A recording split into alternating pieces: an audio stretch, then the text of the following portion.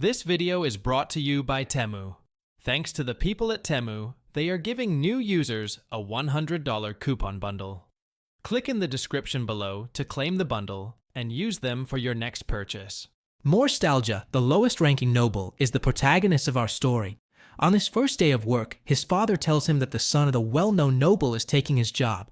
Being low-ranking nobles, they had no power to change the situation. He then decides to become a librarian.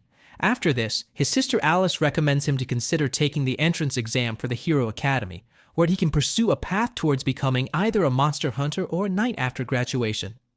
After that, while going through the town, Moore sees his childhood friend Emma.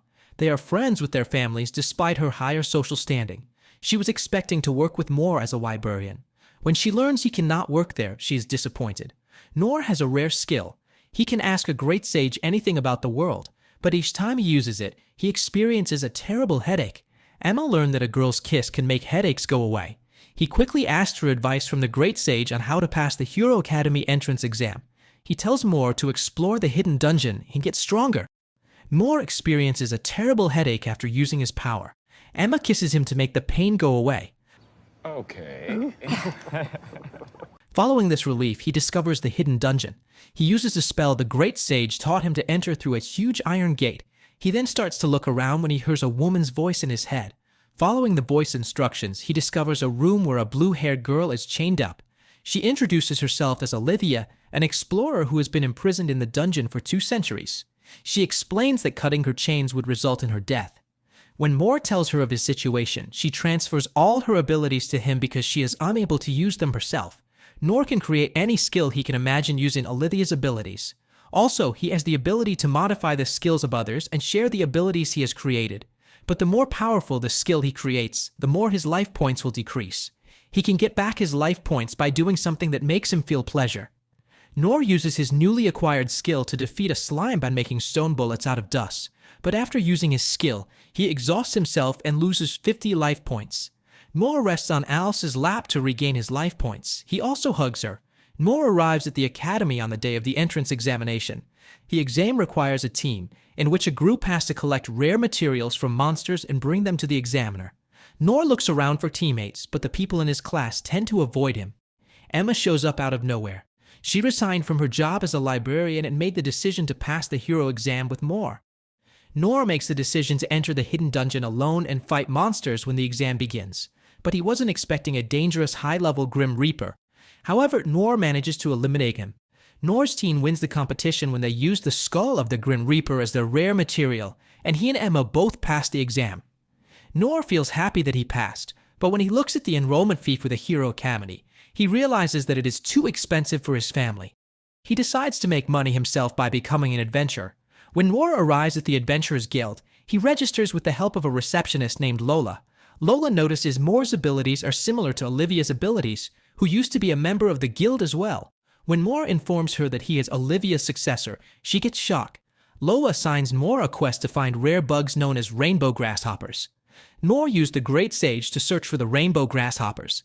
Emma appeared out of nowhere, furious that Moore hadn't invited her along. Still, Emma helped him collect the grasshoppers and relieved his headache with a kiss. They go back to the guild after catching enough grasshoppers to complete their first quest. Lola immediately assigns him another quest to defeat a large rabbit, so they set out once again, this time into a forest. Noor and Emma are looking for a rabbit monster to defeat when they are unexpectedly attacked by goblins. A huge rabbit appears out of nowhere and chases the goblins away. Emma decided to face the monster alone. She carefully avoided all the attacks. Rabbit, on the other hand, managed to knock her off balance, and she would have died if Moore hadn't saved her with a massive rock they hid from the monster. Emma is desperate because her attacks are ineffective against the monster's body. Noor wanted to improve Emma's abilities even more, but that would take a lot of life points. Moore regains life points by gently biting Emma's ear. This significantly increased his life points, allowing him to improve Emma's skills until she could defeat the rabbit. Smooth. The rabbit attacks Noir again, but now Emma is stronger and defeats it. They got back to the Adventurers Guild that night. Noor gave the rabbit's meat to the entire guild. They had a nice dinner together. Either Moore's life points increased to do the mouth-water and taste of the meat. He earned enough money to enter the Hero Academy after completing 2 quests. On the very first day at Hero Academy, Noor and Emma meet Maria, the daughter of a high-ranking noble. Using one of his abilities, Noor finds a curse on her that will cause her to die on her 16th birthday. Because of his low rank, the higher-ranked kids in Moor's class immediately begin ignoring him. Meanwhile, Emma is popular among them and everyone gathers around her. Maria comes into the classroom with her attendant, Amali, and starts talking happily to Noor and Emma. The students are shocked that a high noble is speaking to him, and their attitudes towards Moor change as a result. He, however, ignores them. Elma, one of the instructors, later teaches the students self-defense. She then chooses Moor as her opponent and challenges him to attack her. Moor analyzes her with his discerning eye and notices that she is extremely strong.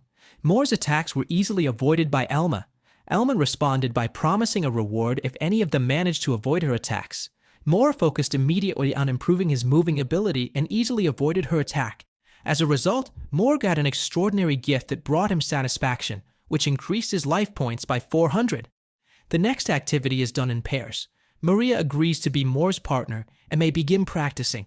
Maria, on the other hand, faints quickly, becoming weaker as a result of her curse. Moor wants to help her break the curse, but the life point cost is currently too high for him. Later at the Adventurers Guild, Moor and Emma seek advice from Lola on how to remove Maria's curse. Lola tells them that her friend is a cleric named Luna could help them. The next morning, Moor meets up with Emma in town, where they wait for Lola and Luna, who is an elf. At a restaurant, Moor tells Luna about Maria's curse.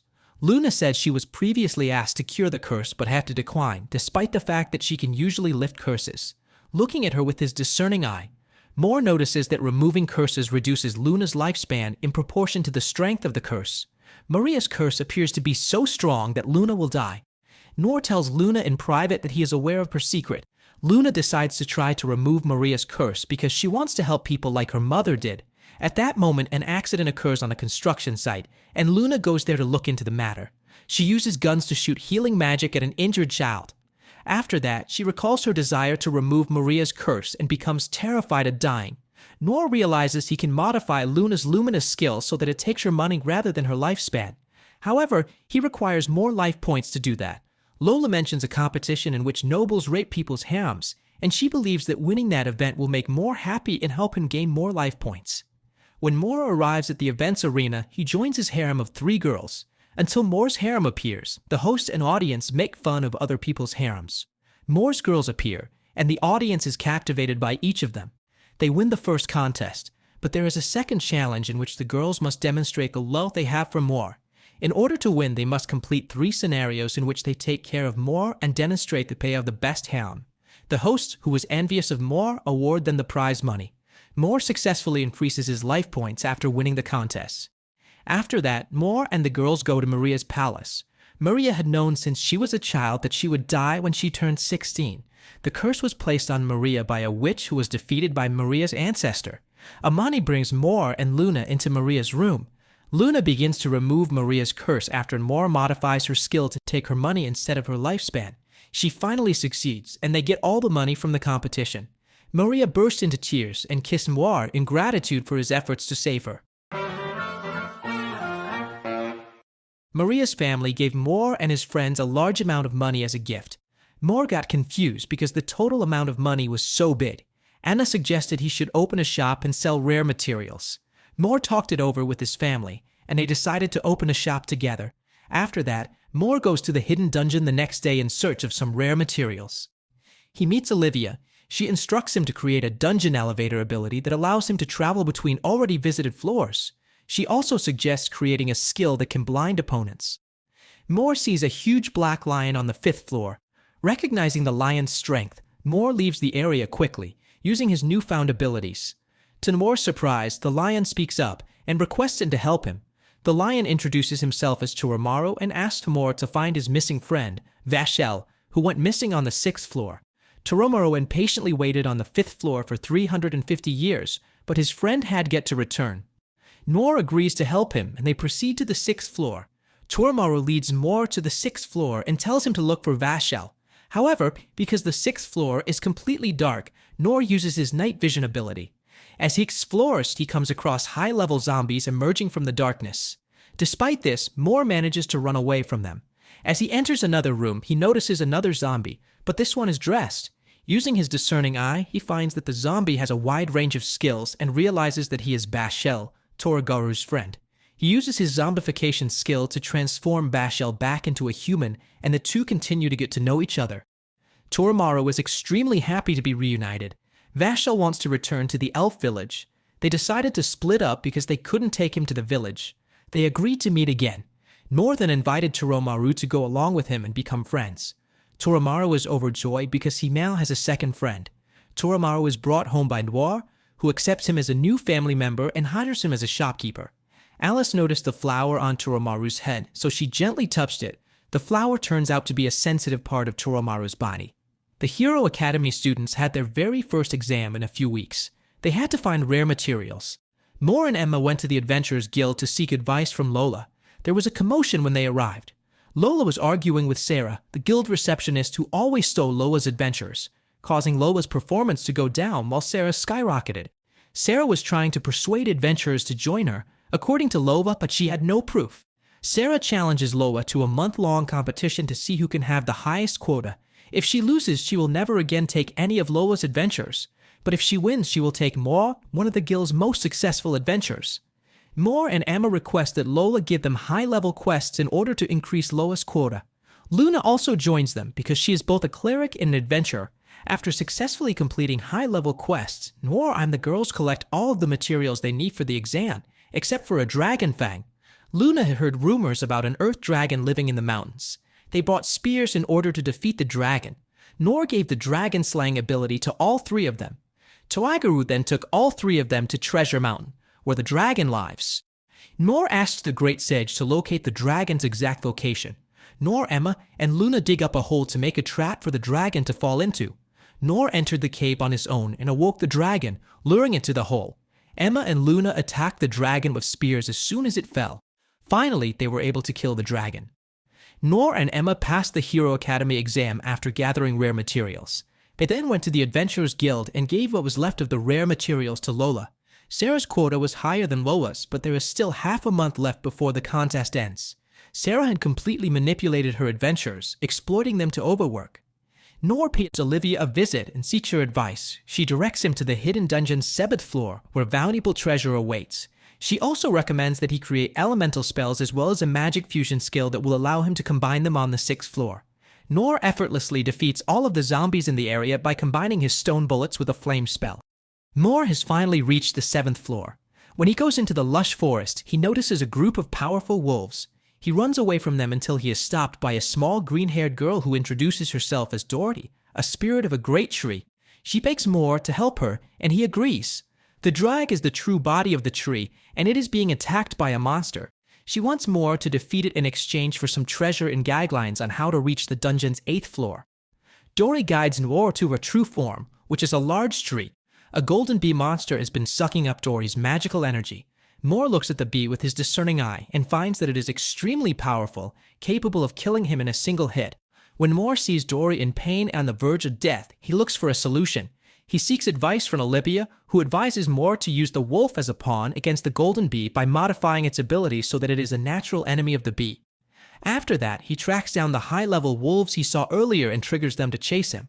When he gets to the dried tree, he notices that the bee has attacked it again, and Dory is lying on the floor. Moore attacks the golden bee, but is no match for it. When the wolves get there, Moore changes his target skill to make the bee appear to be their natural enemy. Finally, the golden bee and the wolves engage in an intense battle. When the golden bee runs out of energy, Noor uses his water and lightning skills to attack. You're a smart motherfucker, that's right. Dory rewards Moore with valuable and rare treasure items after defeating the monster. Noor is overjoyed and thanks Dory. Dory, on the other hand, is saddened by the thought of being alone there. Noor promises to pay her a visit. A few days later, Lola's battle with Sarah begins. Lola wins and gains the position of receptionist queen in the Adventurers Guild. Sarah is sure that she will not interfere with her adventures, but she still attempts to seduce Noir and invites into her house. Noir then gives Emma the item he received from Dory that strengthens wind magic. She eats it, and Noir notices that she has acquired 2 powerful new abilities as a result of it. She is feeling more powerful. After that, Emma invites Moore to a noble's dance party to which he only agrees. Back at home, Noir's father informs him that he is still unable to find a place for their item shop due to the fact that they are low-ranking nobles. Noir tells him not to be worried and to keep looking. Emma looked amazing in her dress as they went to the party together. A nobleman, on the other hand, explained that he had received a message from a phantom thief who was planning to steal a mermaid's tears. As a result of this, the nobles hired adventurers to protect the place. Meanwhile, Emma was terrified when she heard the main phantom. Noor was challenged by a noble to demonstrate who can do the best dance. When he danced with Emma, the noble demonstrated great skill, but Noor improved his dancing abilities by spending life points. Their performance astounded the nobles. However, a phantom arrived and robes the mermaid's tear and kidnaps Emma. The thief manages to run away from the party, while Moore and an adventurer named Leela go after them. They work together against a female thief, eventually defeating her. After that, dressed as Leela's companion, a phantom appears. The phantom disables them by using their gravity control abilities. However, as soon as Emma regains consciousness, she immediately employs wing magic, and Noir hits the phantom until they pass out. After that, the nobles thank Noir and reward him with a shop where he can start his business of selling rare materials. Leela enrolls as a transfer student in Noir's class at the Hero Academy a few days later. Their teacher tells them that they will be going to Hot Springs Resort for a training camp. Noir and his classmates leave for the hot springs at sunset. When they arrive, they find themselves on a mountain full of traps and monsters. A tiny flying pixie approaches them and assures them that she is not a danger. However, Noor analyzes the pixie's abilities and finds that she can control monsters. The pixie then leads the students to a cave, but Noor is suspicious of her. When Noor questions her about her ability to control the monsters, the pixie leaves her act and summons a swarm of lizardmen to take down the students. Despite the sneak attack, the students fight off a lizardman with weapons and magic. After getting out of the cave, they notice the hot spring resort in the distance. Short, a male student, took on the role of leader and convinced the boys to carry out an important mission, sneaking a peek at the girls while they were bathing. Noor, on the other hand, refused, leading them to label him as a traitor. Elna and Noir stopped them as they approached the bath by throwing stone bullets. Short flexed his muscles, determined to catch a glimpse of the girls' bodies, but Noir slammed him so hard that he was unable to move. All of a sudden, another boy stood up and ran towards the bath. Noor was able to stop him, but it cost him a large number of life points. Noor had worked so hard to protect the girls' chastity that they allowed him to bathe with them, increasing his life points to a total of 10,000.